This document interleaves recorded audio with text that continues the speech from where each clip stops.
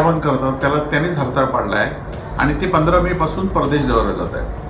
वास्तविकता आपण बघितलं असाल की सामान्य लोकांना पेट्रोलचा दर एवढा गगनाला भिडला आहे की गरज असेल तरच ते बिचारे बाहेर पडत आहेत. कोण नोकरदार व्यवसायानिमित्त, नोकरीनिमित्त हे पेट्रोल वापरून टू व्हीलर फोर व्हीलर जात आहे.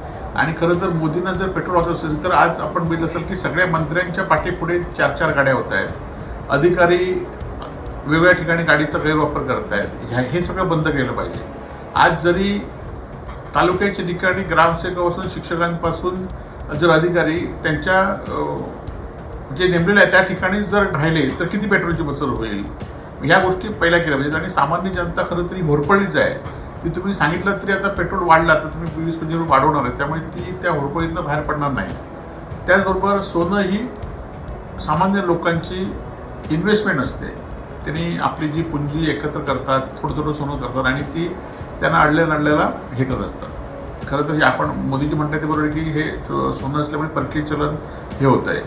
परंतु आज आपण बघितलं की सामान्य लोकांना सोनं खरेदी करण्यामुळे आव्हान लोक पाळतील पण देशाच्या प्रेमासाठी. परंतु आज मोठे मोठे जे उद्योगपती आहेत, मोठे मोठे राजकीय लोक आहेत, मोठे मोठे गुन्हेगार आहेत, हे आता केवढ्या मोठ्या प्रमाणात सोनं घेत आहेत, केवढ्या मोठ्या प्रमाणात सोनं आहे, ह्यांच्यावर कधी कारवाई करणार काय की ह्यांना उपदेश देणार काय. आणि नोटबंदीसारखं सामान्य लोक त्या नोटबंदीत होरपळले, तसं या सगळ्या सोनं आणि पेट्रोलच्या याच्यात सामान्य लोक होरपळता कामा नये एवढीच आमची इच्छा आहे.